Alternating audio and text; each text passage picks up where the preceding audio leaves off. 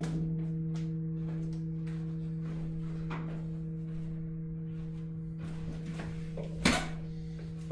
and welcome to Season 3, Episode 3 of the Barbarian Law YouTube channel.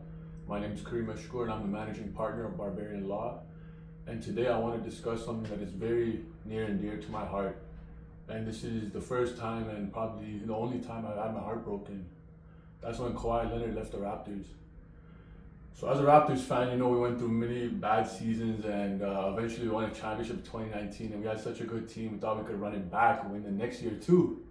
So when Kawhi's free agency came about, we could offer him the most money. We could offer him like 5 years, $190 million contract, and the next teams in free agency would have been able to offer maximum a 4-year contract worth a maximum of maybe 140 million, I think. So 4 years, 140.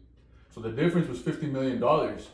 So we could offer $50 million more dollars than the Clippers, and obviously there's tax rates to consider, right? Canada's tax rate is much higher than the US, but California is also a fairly high tax state. So the $50 million that was difference between the Raptors and the Clippers offer apparently was paid in a side deal through the Clippers 1% owner, Dennis Wong, I believe his name is. And there was a company that was a green bank that apparently was involved with planting trees. And it was just kind of a slush fund that they used and it's led to 2 indictments and guilty pleas of wire fraud. And the amounts are actually interesting because the company Aspiration was given $50 million exactly, which happens to coincidentally be the difference between what the Raptors and the Clippers could offer. And it turns out that these payments were supposed to be made to Kawhi Leonard. There was a payment due in June of 1.75 mil. There was a payment due in September of 1.75 mil. There was a payment due in October, 1.75 mil, adding up to $7 million a year for 4 years, $28 million. And I believe he also got $20 million in stock options. So when these late payments came about, apparently the lawsuits that brought them to light were filed by Kawhi's uncle, Dennis, who had these late payments of $1.75 million. But the crazy thing was Aspiration, the company, was going through financial constraints at that time. So their employees were worried that they weren't being paid.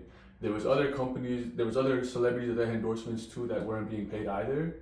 So the Clippers 1% owner, Dennis, he invested $1.75 million into Kawhi through this slush fund. He sent a $2 million wire, and 1.7 of that got directed to Kawhi Leonard. So this is clear salary cap circumvention. The last time this happened in the NBA was when the Minnesota Timberwolves had a side deal with Joe Smith, and that was documented, the same as it is here. So there was some documents that came to light because of the filings in court where that Dennis Wong was investing this money in a bankrupt company because they wanted to ensure that the money would go to Kawhi Leonard, and they tied the fact that it was due to his relationship with the Clippers. And the funny thing, this guy Dennis Wong, he's a 1% owner. The 99% owner is Steve Ballmer, who's the richest owner in the NBA and in sports. And apparently Dennis and Steve were roommates in Harvard in 1975. And Dennis's daughter is a project manager at Aspiration, and he was able to probably give inside information to the Clippers owner to talk about ensuring how can we make sure Kawhi gets paid, because I know basketball players. I'm a basketball player. Look, I'm wearing my Raptors shorts from the 2019 championship. So I know basketball players, and some of them can be divas, especially Kawhi. I remember him in the Raptors. He was skipping every other game. Literally, I remember having dinner once with the CEO of Rakuten. We were at a dinner once, and I was telling him, I was like, yo, Raptors ended Golden State championship because Rakuten was a shirt sponsor of Golden State. I was like, yo, you'll always remember, the Raptors ended the Golden State championship. He's like, you should bow down to Kawhi. What do you mean? Kawhi was a role player for us. We just needed someone to hit shots at the end of the game, play defense, and that's it. So we had a 50-win team without him. We just needed someone at the end of the game to hit shots.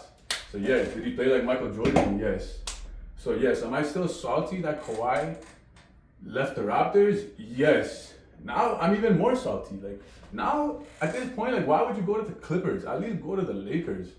that would have been more understandable for me. So apparently, as part of the negotiations, Kawhi's uncle asked for an ownership stake of the Maple Leafs, and he was told that that's not possible because MLSE owns the Maple Leafs. So the funny thing about the work that he got paid for from Aspiration was that he made no endorsement of them whatsoever. So he didn't do any work in regards to his celebrity contract. So so he gets paid from New Balance for his shoe deal. So he wears New Balance all the time. Like, why else would you wear New Balance? Like, I got some New Balance for free back in the day, so I would wear it if I get it for free, but that's it. So he wears New Balance, and the funny thing is that $7 million a year he got from this Aspiration company was more than his shoe deal. So it's not an insignificant amount of money. It's actually a substantial amount of money they used to induce Kawhi into leaving the Raptors. So therefore, like, the Clippers have to have a punishment similar to what happened to Joe Smith, which was 5 first-round picks. The Clippers have no first-round picks until 2030. So what now is the appropriate punishment for the Clippers? I think they should be abolished. They should be moved to Las Vegas, put a team there, at least let Ballmer have it and run it there, but you can't do this in LA. Like, the problem is now NBA has the All-Star weekend in LA in the Intuit Dome, right? So Steve Ballmer has plausible deniability. He's gonna say, oh, they scammed me $50 million. The funny thing is, Aspiration, the $50 million Steve Ballmer invested, they burned through it so quick and they needed more money. So the funny thing is, this 1% owner thought that $2 million he's investing is gonna save the company. It's literally just going to make sure Kawhi is happy. So they're just running everything, this whole scam company, to make sure Kawhi is happy. I'm like, wow, they jumped through all these hoops to make sure Kawhi is happy. Meanwhile, Kawhi knows it was a better basketball situation in Toronto. So why he didn't stay is very selfish. I don't know, maybe he likes LA.